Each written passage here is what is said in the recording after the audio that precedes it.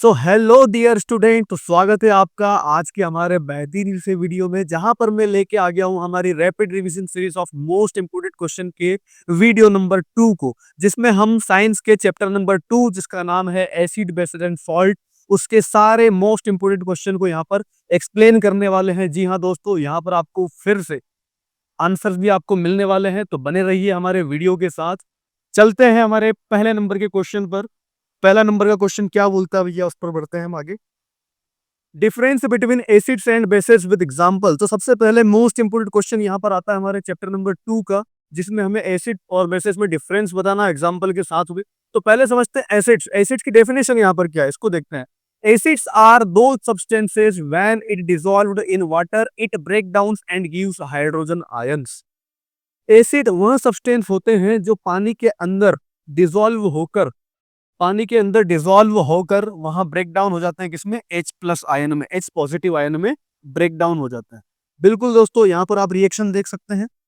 HCl जो acid रहता है, अगर उसको आप पानी में डिसॉल्व करते हो तो उसका एक्वियस सॉल्यूशन बन जाता है। तो वो एक्वियस सॉल्यूशन पानी के अंदर हाइड्रोजन के पॉजिटिव आयन और क्लोरीन के नेगेटिव आयन में ब्रेक डाउन हो जाता है, टूट जाता है। ठीक है, क्या डिफरेंस है एसिड में? अगर हम देखें क्या क्या प्रॉपर्टीज है एसिड की, तो एसिड्स आर सोर इन टेस्ट। एसिड जो है वो टेस्ट में कैसे होते हैं? खट्टे होते हैं। ठीक है। Acid turns blue litmus to red. Acid जो है वह ब्लू लिटमस को रेड में कन्वर्ट कर देते हैं। तीसरा है acid gives H plus ions in water.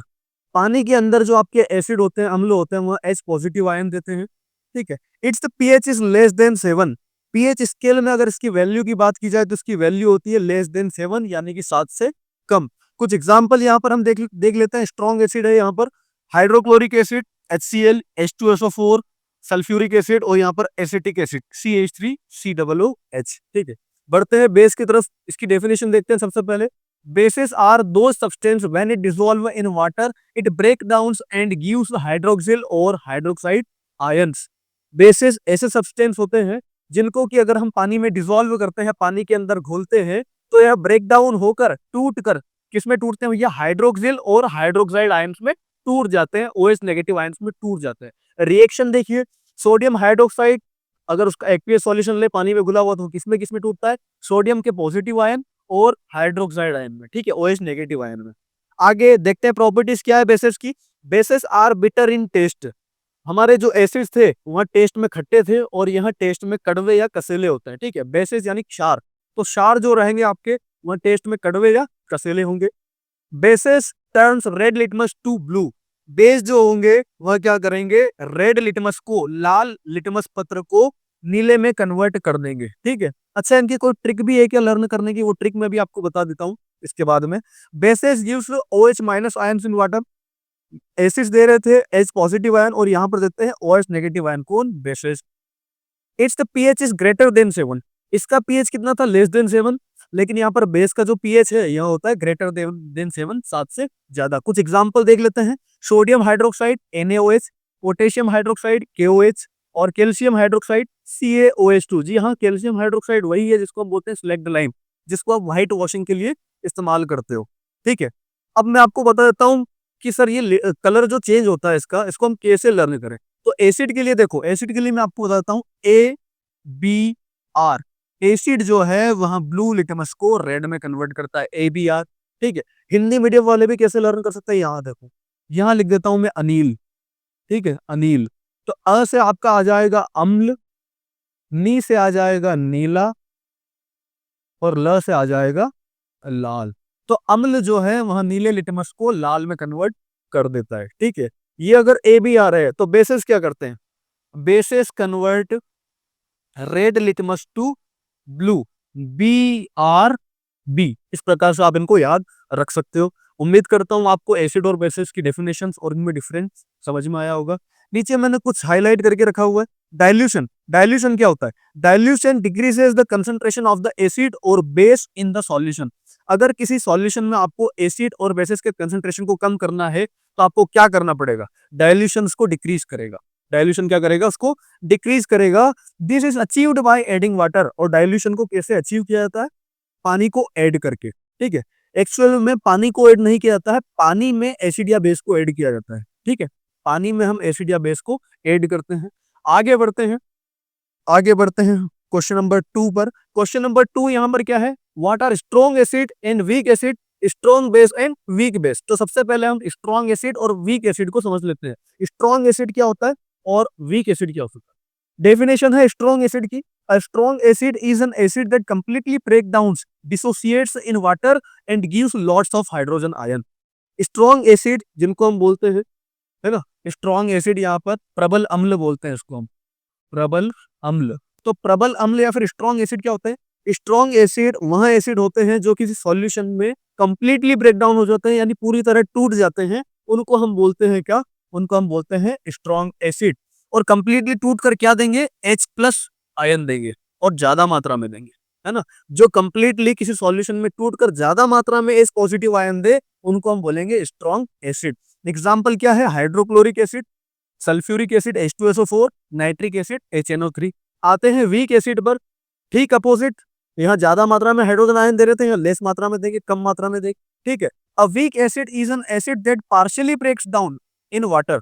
Weak acid वह एसिड होता है जो कि पार्शियली टूटता है ना, मतलब उसका आंशिक रूप पानी पानी में टूटता है और क्या देता है, फ्यूअर हाइड्रोजन आयन, यानी कम मात्रा में कम हाइड्रोजन आयन देते हैं। स्ट्रॉन्ग एसिड पानी में ज्यादा मात्रा में हाइड्रोजन आयन देंगे और वीक एसिड पानी में कम मात्रा में हाइड्रोजन आयन देंगे। इसके एग्जांपल है एसिटिक एसिड, एसिटिक एसिड जो कि विनेगर में, जिसको हम सिरका बोलते हैं, ठीक है, सिरका उसमें पाया जाता है। अदर एग्जांपल क्या है, साइट्रिक एसिड, साइट्रिक एसिड जो लेमन में, ऑरेंज में पाया जाता है। अगला है आपका carbonic acid, H2CO3, carbonic acid, ठीक है, ये आपकी उसमें ड्रिंक्स वगैरह उनमें मिलता है, कोल्ड ड्रिंक वगैरह में, ठीक है। आगे बढ़ते हैं, उम्मीद करता हूँ ये भी आपको समझ में आया होगा।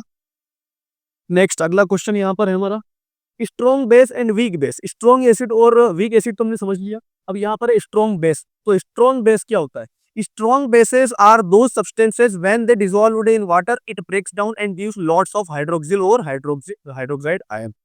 स्ट्रॉन्ग बेस ऐसे सब्सटेंस होते हैं जो पानी में कंप्लीटली टूटकर ज्यादा मात्रा में, है ना, breaks down and gives lots of, ज्यादा मात्रा में हाइड्रोक्सिल और हाइड्रोक्सिक आयन दे, उनको हम बोलते हैं स्ट्रॉन्ग बेस। एग्जाम्पल है सोडियम हाइड्रोक्साइड, पोटेशियम हाइड्रोक्साइड और कैल्शियम हाइड्रोक्साइड। आगे बढ़ते हैं, वीक बेस। डेफिनेशन क्या है इसकी, weak bases are those substances when they dissolved in water it break down and give few hydroxyl and hydroxide ion. Weak bases क्या होते हैं, ऐसे सब्सटेंस होते हैं जो पानी में पार्शियली डिसॉल्व होते हैं, है ना, आंशिक रूप से यह पानी में डिसॉल्व होते हैं और टूटकर कम मात्रा में हाइड्रोक्सिल और हाइड्रोक्सिक आयन देते हैं। एग्जाम्पल है यहाँ पर NH3 ammonia, magnesium hydroxide MgOH2, aluminium hydroxide AlOH2, ठीक है। मैग्नीशियम हाइड्रोक्साइड क्या है, मिल्क ऑफ मैग्नीशियम इसको हम बोलते हैं ना, समझेंगे इसको आगे हम क्या है। यहाँ पर देखो लिखा हुआ है, अगर ज्यादा मात्रा में OH नेगेटिव आयन मिल रहे हैं, इसका मतलब स्ट्रॉन्गर बेस, वह बेस स्ट्रॉन्ग होगा। अगर कम मात्रा में OH आयन मिल रहे हैं, लेस अमाउंट में मिल रहे हैं, तो वहां होगा वीकर बेस। आगे बढ़ते हैं, आगे बढ़ते हैं। अगला है हमारा, व्हाट आर इंडिकेटर्स, सूचक या फिर संकेतक जिनको बोलते हैं, सूचक, है ना। What are indicators, name of some indicators. Indicators क्या होता है, पहले इसकी डेफिनेशन देखते हैं। डेफिनेशन यहाँ पर लिखी हुई है, indicators are the chemicals which indicates the nature of solution. Indicators ऐसे केमिकल होते हैं जो किसी सॉल्यूशन के नेचर या फिर उनकी प्रकृति को बताते हैं कि वहां एसिडिक है या बेसिक है। कैसे बताएंगे, बाय चेंजिंग इट्स कलर और ऑर्डर, या तो उनका कलर चेंज हो जाएगा या उनकी गंध चेंज हो जाएगी, इनको हम बोलते हैं इंडिकेटर्स। इंडिकेटर्स को हम दो ग्रुप में डिवाइड करते हैं, पहला है ऑल्फैक्टरी, दूसरा है विजुअल इंडिकेटर्स। ऑल्फैक्टरी जिनको कि हम गंध से पहचान सकते हैं, उनको हम बोलते हैं ऑल्फैक्टरी इंडिकेटर्स, जैसे कि ओनियन, क्लोव और वेरिना एक्सट्रैक्ट, ठीक है। विजुअल इंडिकेटर्स जिनको हम विजुअलाइज कर सकते हैं, देखकर पता कर सकते हैं कि भैया ये एसिडिक है या बेसिक है ना। जैसे कि विजुअल में आपके हैं नेचुरल और सिंथेटिक। नेचुरल जो कि हमें प्रकृति से मिले हुए हैं, litmus paper, turmeric powder, red cabbage और चाइना रोज, ठीक है। यहाँ पर सिंथेटिक में आपका मिथाइल ऑरेंज और फेनोलेफ्थिन, ठीक है। लिटमस पेपर, लिटमस पत्र आपका वही है, टर्मरिक पाउडर हल्दी हो गया, रेड कैबेज आपकी लाल पत्ता गोभी हो गई, चाइना रोज आपका गुड़हल का फूल हो गया, है ना। मिथाइल ऑरेंज और फेनोलेफ्थिन ये सिंथेटिक इंडिकेटर्स है। ऑनियन आपका प्याज, क्लोव ऑयल और वेनिला एक्सट्रैक्ट, क्लोव ऑयल आपका लौंग का तेल, ठीक है। आगे बढ़ते हैं और इनको देखते हैं, समझते हैं अच्छी तरीके से क्या होता है। यहाँ पर देखिए इंडिकेटर्स को और मैं डेफिनेशन समझा देता हूँ। नेचुरल इंडिकेटर्स क्या होता है, those indicators found in nature in plants called natural indicators. ऐसे इंडिकेटर्स जो कि हमें नेचर से या फिर प्लांट से मिले हैं, उनको हम बोलते हैं नेचुरल इंडिकेटर्स। सिंथेटिक इंडिकेटर्स क्या होता है, those indicators which are made in laboratory called synthetic indicators. ऐसे इंडिकेटर्स जो कि लेबोरेटरी में तैयार किए गए हैं उनको हम बोलते हैं सिंथेटिक इंडिकेटर्स। ऑल्फैक्टरी इंडिकेटर्स क्या होते हैं? ऐसे सब्सटेंस जो कि एसिड या बेस में अपनी गंध को बदल लेते हैं, अपनी गंध या फिर खुशबू जो भी है उसको बदल लेते हैं, उसको हम बोलेंगे ऑल्फैक्टरी इंडिकेटर्स। आगे बढ़ते हैं, आगे बढ़ते हैं। देखो यहाँ पर विजुअल इंडिकेटर्स में क्या क्या चेंजेस आता है, यहाँ पर आप देख सकते हैं। इंडिकेटर्स के नाम यहाँ पर मैंने लिखे हुए हैं। लिटमस पर लिटमस पत्र जो है, लिटमस पेपर, वहाँ एसिडिक मीडियम में अपना कलर ब्लू टू रेड करेगा। पता है ना आपको, ABR मैंने बताया था, ABR। एसिड जो है ब्लू लिटमस को रेड में कन्वर्ट करेगा। ये देखो, तो एसिडिक अगर मीडियम है तो लिटमस पेपर ब्लू से रेड में कन्वर्ट होगा, और चेंज इन बेसिक मीडियम में रेड टू ब्लू कन्वर्ट होगा। तो आप इनको अच्छे से देख सकते हैं, यहाँ पर देख लीजिए आप। अगर मैं इनको एक्सप्लेन करूंगा तो वीडियो और ज्यादा लंबा हो जाएगा, तो आप इसको अच्छे से देख देख सकते हैं और समझ सकते हैं। आगे बढ़ते हैं, आगे बढ़ते हैं। यहाँ पर है ऑल्फैक्टरी इंडिकेटर्स। ऑल्फैक्टरी इंडिकेटर्स भैया यहाँ पर देखिए, ऑनियन, ऑनियन की गंध में क्या, एसिडिक मीडियम में इसकी गंध में क्या होगा? रिटेंस स्मेल। एसिडिक मीडियम में ओनियन की स्मेल रिटेंस रहती है, लेकिन बेसिक मीडियम में ओनियन की जो गंध है वह गायब हो जाती है, चली जाती है। अच्छा, कैसे पता चलेगा ये गंध, मतलब कैसे इस्तेमाल कैसे करेंगे ओनियन का? क्या करना है आपको, एक कंटेनर लेना है, ठीक है। कंटेनर में आपको एक कपड़ा लेना, छोटा सा कपड़े को उसमें डाल दो और कटे हुए प्याज उस कंटेनर में डाल दो, डब्बे में, उसको पैक कर दो, है ना। अब पैक कर दो, रात भर उसको पड़े रहने दो, सुबह जब आप उसको निकालोगे तो जो प्याज की जो गंध है वो कपड़े में आ जाएगी, है ना। बस उस कपड़े को फिर आप एसिड डालकर और बेस डालकर पता कर सकते हो, उसको एज इंडिकेटर आप उपयोग में ला सकते हो। वेनिला एक्सट्रैक्ट में देखिए रिटेंस स्मेल होती है ना, और बेसिस में ये अपनी स्मेल को खो देता है। सेम क्लोव ऑयल में होता है। क्लोव ऑयल अगर एसिड से आप चेक करोगे तो स्मेल एज इट इज रहेगी, लेकिन बेस में क्लोव ऑयल अपनी स्मेल को खो देगा। आगे बढ़ते हैं, आगे बढ़ते हैं भैया। आगे, why should curd and sour substances not be kept in brass and copper vessel. यहाँ पर लिखा हुआ है दही या फिर खट्टे पदार्थों को ब्रास, आपका जो पीतल है, पीतल और तांबे के बर्तनों में क्यों नहीं रखना चाहिए? खट्टे पदार्थों को, दही या फिर खट्टे पदार्थों को पीतल या फिर तांबे के बर्तन में क्यों नहीं रखना चाहिए? इसका आंसर यहाँ पर लिखा हुआ है, कर्ड एंड अदर सोर सब्सटेंसेस कंटेन एसिड। ये जो भी अपना दही होता है और जितने भी खट्टे पदार्थ होते हैं उनमें आपको पता है एसिड होता है, ठीक है। Therefore when they are kept in brass and copper vessel, है ना, इसलिए जब उनको आप ब्रास, पीतल या फिर तांबे के बर्तनों में रखते हो तो जो मेटल है, कॉपर और ब्रास क्या मेटल है, और आपको पता है मेटल किससे रिएक्ट करेगा? मेटल यहाँ पर रिएक्ट करेगा एसिड से, क्योंकि एसिड किसमें? खट्टे पदार्थों में। तो वो मेटल खट्टे पदार्थों से यानी एसिड से रिएक्ट करके क्या बनाएगा? हाइड्रोजन गैस को रिलीज करेगा और दूसरे हार्मफुल सब्सटेंस या फिर हार्मफुल प्रोडक्ट को रिलीज करेगा, जिसके कारण जो फूड है, जो खाना है, खट्टे पदार्थ है, दही है, वो खराब हो जाता है। आगे बढ़ते हैं, उम्मीद करता हूँ ये आंसर आपको समझ में आया होगा। आगे यहाँ पर चलते हैं हम। Why does an aqueous solution of an acid conduct electricity? क्या है यहाँ पर? Why does an aqueous solution of an acid, यानी किसी एसिड का aqueous solution, पानी में अगर एसिड घुला हुआ है, या है ना, तो अगर पानी में अगर एसिड घुला हुआ है तो उसका जो सॉल्यूशन मिला, उस सॉल्यूशन में इलेक्ट्रिसिटी कंडक्ट क्यों करती है ना, क्यों करती है? कारण बताना है हमको कि एसिड का जो एक्वियस सॉल्यूशन है उसमें इलेक्ट्रिसिटी कंडक्ट क्यों करती है, क्या कारण है ना। आंसर लिखा हुआ है the presence of hydrogen ion और हाइड्रोनियम आयन। हमको पता है भैया एसिड जहां पर है, अगर एसिड है तो वहां पर हाइड्रोजन या फिर हाइड्रोनियम आयन भी प्रेजेंट होंगे। तो अगर हाइड्रोजन आयन या फिर हाइड्रोनियम आयन वहां पर प्रेजेंट है तो उस सॉल्यूशन में एसिड कंडक्ट करेगी। लिखा हुआ है the presence of hydrogen ion और hydronium ions in the aqueous solution of an acid are responsible for conducting electricity. उम्मीद करता हूं आपको ये समझ में आया होगा। ये जो आयन है ना, आयन, ये आयन ही रिस्पॉन्सिबल होते हैं इलेक्ट्रिसिटी को कंडक्ट करने में, है ना। प्योर वाटर में कभी भी इलेक्ट्रिसिटी कंडक्ट नहीं करेगी, क्योंकि प्योर वाटर डिस्टिल्ड वाटर होता है ना, डिस्टिल्ड वाटर। तो डिस्टिल्ड वाटर में आपको किसी प्रकार के आयन नहीं होते, वो फिल्टर्ड होता है पूरी तरह, उसमें आयन नहीं होंगे। तो अगर आयन ही नहीं होंगे तो उसमें इलेक्ट्रिसिटी कंडक्ट नहीं करेगी। आगे बढ़ते हैं, नेक्स्ट क्वेश्चन हमारा यहाँ पर है, what is pH scale? PH scale क्या होती है और दैनिक जीवन में पीएच स्केल के क्या महत्व है उसको हम समझते हैं। पहले पीएच स्केल है यहाँ पर, the strength of an acid और an alkali can be tested by using a scale, है ना।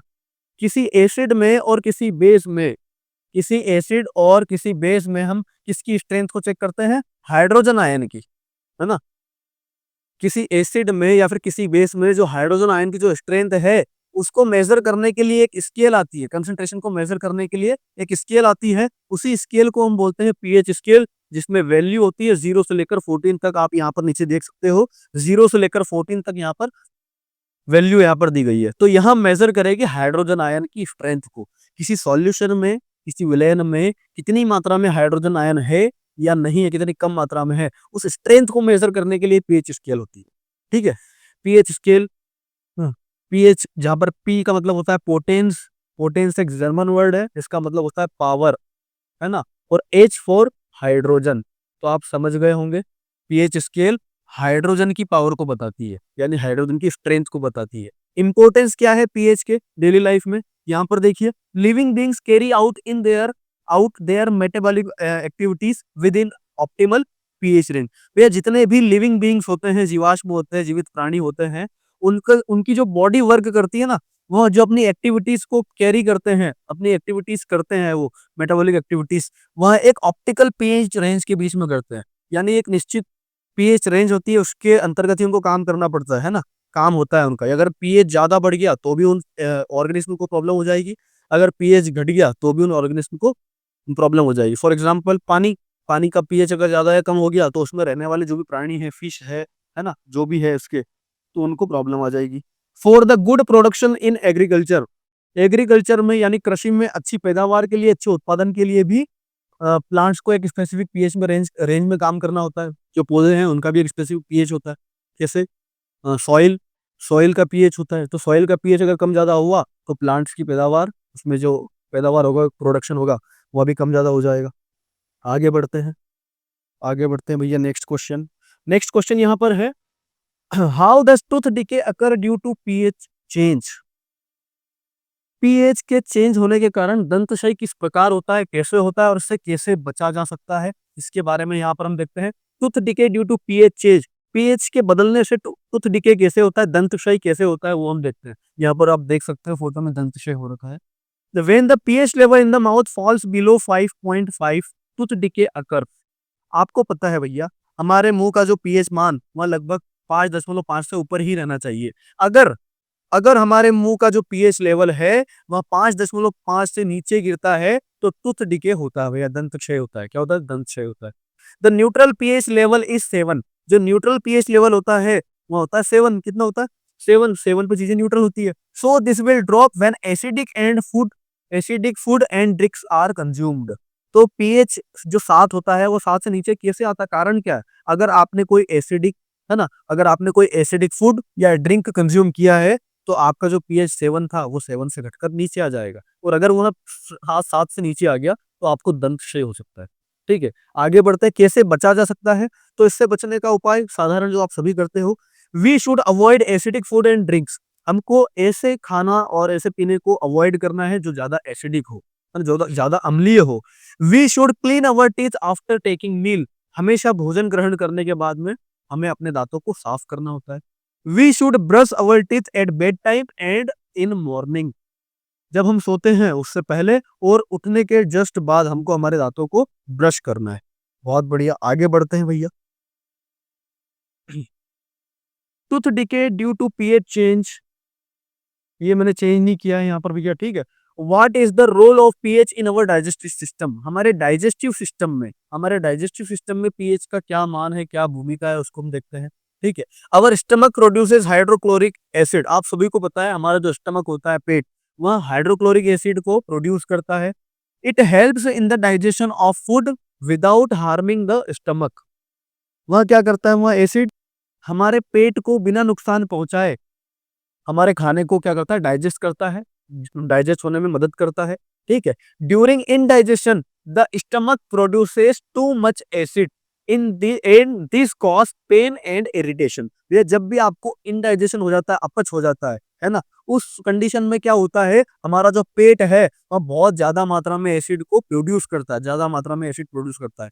तो अगर अब ज्यादा मात्रा में एसिड प्रोड्यूस हुआ है तो एसिड बढ़ गया, है ना, एसिड की जो क्वांटिटी हमारे स्टमक में है वो बढ़ गई। तो अगर एसिड बढ़ गया तो उसको न्यूट्रल करने के लिए आप क्या लोगे, बेस लोगे, ऊपर से क्या लोगे, बेस लोगे। तो भैया अगर एसिड बढ़ जाएगा तो आपको पेन और इरिटेशन होगा। To get rid of this pain people use bases called antacids. तो उस पेन से छुटकारा पाने के लिए लोग क्या लेते हैं, ऊपर से एंटासिड लेते हैं। क्या लेते हैं?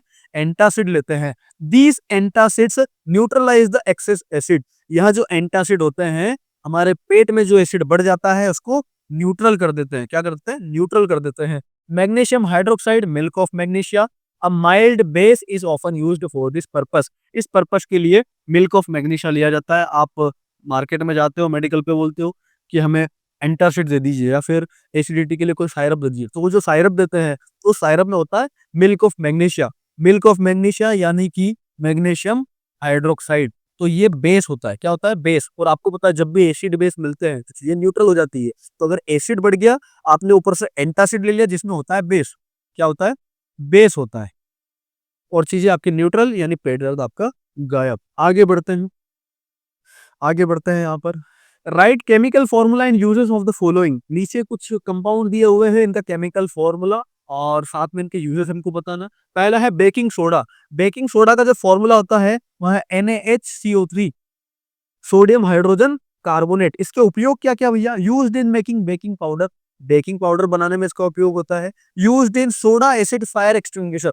Fire as a fire extinguisher इसका इस्तेमाल किया जाता है, क्योंकि भैया जब इसको आप आग में डालोगे तो यहाँ ज्यादा हीट में कार्बन डाइऑक्साइड को निकालता है ना। तो कार्बन डाइऑक्साइड अगर निकलेगी तो वहां से जो कार्बन डाइऑक्साइड है वहां एज अ ब्लैंकेट वर्क करती है और आग वहां की बुझ जाती है। ठीक है, तो एज अ फायर एक्सटिंग्विशर का इस्तेमाल होता है। ब्लीचिंग पाउडर जिसका नेम है कैल्शियम ऑक्सीक्लोराइड CaOCl2। यूजेस क्या है?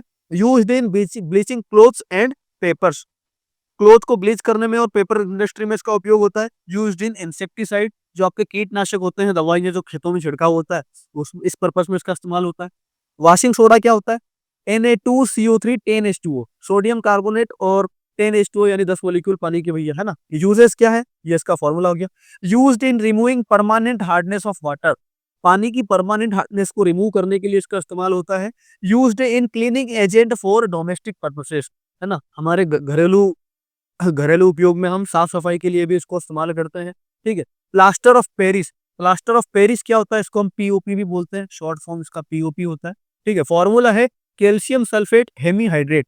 Calcium sulphate CaSO4H2O, half H2O। ठीक है, हाफ H2O यानी हेमीहाइड्रेट। यूजेस क्या है इसका? Used in making plaster to mend bones. आपको पता है जब किसी की बोन फ्रैक्चर हो जाती है तो वहां पर एक हार्ड सब्सटेंस का प्लास्टर चढ़ाया जाता है। वो प्लास्टर होता है प्लास्टर ऑफ पेरिस का। किसका होता है? प्लास्टर ऑफ पेरिस का। यूज्ड इन मेकिंग टॉयज, खिलौने बनाने में, स्टेच्यू या फिर मूर्ति बनाने में और चौक को बनाने में प्लास्टर ऑफ पेरिस का उपयोग होता है। बहुत बढ़िया, आगे बढ़ते हैं। आगे बढ़ते हैं। Why does distilled water not conduct electricity whereas rain water done does. Distilled water यानी कि प्योर वाटर। तो डिस्टिल्ड वाटर में आपको मैंने पहले ही बताया, डिस्टिल्ड वाटर में कोई आयन नहीं होता। और जो रेन वाटर होता है, बारिश का पानी, वह थोड़ा सा एसिडिक होता है क्योंकि उसमें एसिड होता है ना। हमारी जितनी भी गतिविधियां होती है दैनिक जीवन की, उनसे कुछ सब्सटेंसेस, कुछ गैसेस निकलती है, वो गैसेस ऊपर जाती है, ऊपर जाके वाटर से रिएक्ट करके एसिडिक सब्सटेंस बनाती है ना। तो वही एसिड फिर पानी की सहायता से नीचे गिरता है, हल्का सा एसिड होता है उसमें। तो भैया ये यही बोल रहा है कि why does distilled water not conduct electricity. जो प्योर वाटर है वह इलेक्ट्रिसिटी को कंडक्ट नहीं करता, और जो रेन वाटर है वह करता है। तो क्या कारण है इसके पीछे का? तो बताता हूं यहाँ पर। Distilled water is pure water and does not contain dissolved salt. Distilled water pure pure water होता है और उसमें कोई घुला हुआ नमक, कोई घुला हुआ डिसॉल्व्ड साल्ट उसमें नहीं होता है। इसीलिए it can not conduct electricity because, क्योंकि it does not contain ion. क्योंकि अगर उसमें साल्ट ही नहीं है तो उसमें आयन भी नहीं होंगे। क्या नहीं होंगे? आयन भी नहीं होंगे भैया।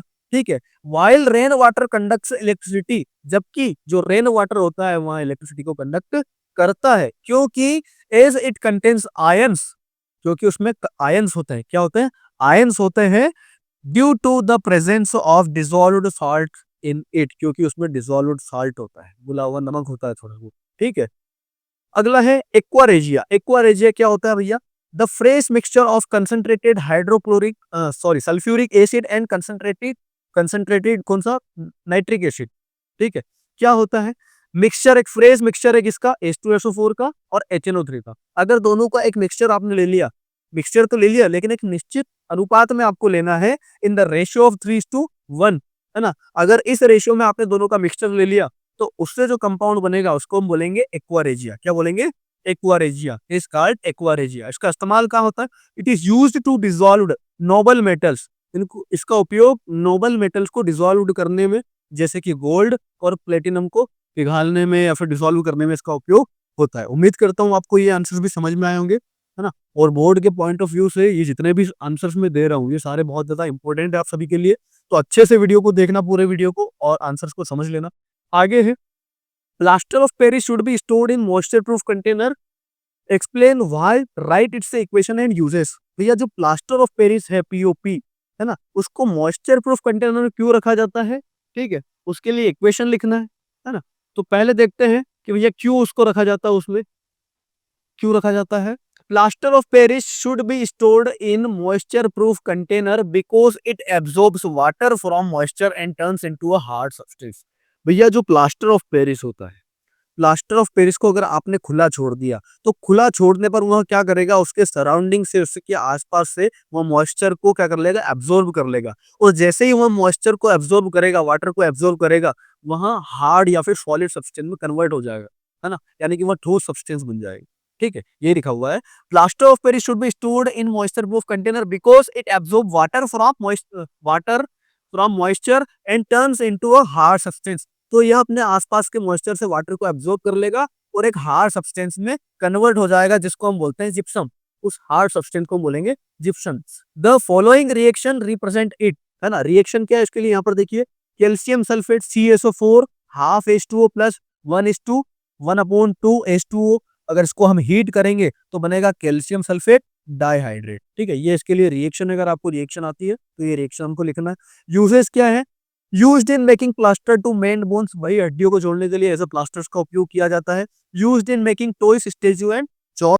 Plaster of Paris is widely used in construction for making decorative elements. Plaster of Paris का उपयोग कंस्ट्रक्शन में, ऐसा कंस्ट्रक्शन में कुछ डेकोरेटिव आइटम बनाने में भी इसका इस्तेमाल किया जाता है। तो उम्मीद करता हूँ आपको ये आंसर समझ में आया होगा। आगे और हमारे आखिरी, आज के आखिरी आंसर की तरफ बढ़ते हैं। क्या है ये, Why does dry hydrochloric gas not change the color of dry litmus paper? तो जो सूखी हाइड्रोक्लोरिक गैस होती है, वह क्या करती है, वह ड्राई लिटमस पेपर का कलर चेंज क्यों नहीं कर पाती? क्यों नहीं करेगी? देखिए, the separation of H plus ion from HCl molecules cannot occurs in the absence of water, है ना? अगर वाटर का एब्सेंस है ना, किसी मॉलिक्यूल में, यहाँ पर मॉलिक्यूल आपको दिया हुआ है HCl हाइड्रोक्लोरिक, है ना, HCl मॉलिक्यूल आपको दिया हुआ है, तो जो सेपरेशन होगा H प्लस आयन का, वो नहीं हो पाएगा, है ना? Can not occurs in the absence of water, क्योंकि वहां पर वाटर ही नहीं है। वो HCl तो ड्राई है, सूखी है, कैसी है, ड्राई है। Hence dry HCl has no hydrogen ions. इसीलिए जो सूखी हाइड्रोजन गैस होती है या फिर एसिड हो गया, तो उसमें क्या होंगे, अच्छा एसिड तो आपका गीला हो गया, लेकिन जो सूखी हाइड्रोजन गैस है उसमें हाइड्रोजन आयन भी नहीं होंगे। देयरफॉर, इसीलिए dry hydrochloric gas does not change the colour of dry litmus paper. इसीलिए जो सूखी आपकी हाइड्रोक्लोरिक गैस होती है, वह सूखे लिटमस पत्र का कलर भी नहीं बदलती, क्योंकि उसमें हाइड्रोजन आयन नहीं होते। सूखा है तो हाइड्रोजन आयन नहीं होगा, है ना? It has no hydrogen ions in it, क्योंकि उसमें कोई हाइड्रोजन आयन नहीं होता है। तो उम्मीद करता हूं आज के आपको सारे आंसर अच्छे से समझ में आए होंगे। तो एग्जाम के पॉइंट ऑफ व्यू से आज के जितने भी हमारे आंसर्स थे, बहुत ही इंपॉर्टेंट है। आशा करता हूँ आपको सारे आंसर अच्छे से समझ में आए होंगे और आपको सभी आंसर्स को कवर करना है। अगर बोर्ड एग्जामिनेशन में ये आंसर आते हैं, क्वेश्चन आते हैं, तो आपको उनको अटेम्प्ट करके आना है। तो बहुत बहुत धन्यवाद आप सभी का, है ना? मिलते हैं अगले वीडियो में, जिसमें हम हमारी rapid revision series of most important question के चैप्टर नंबर 3 को लेके मैं आऊंगा बहुत जल्द। तो अगर आपने हमारे वीडियो को लाइक, शेयर और सब्सक्राइब नहीं किया है तो जल्दी से कर लेना, और बेल आइकन को भी प्रेस कर लेना, ताकि हमारे नेक्स्ट वीडियो का नोटिफिकेशन आपके पास सबसे जल्दी पहुंच जाए। Thank you so much. जय हिंद, जय भारत।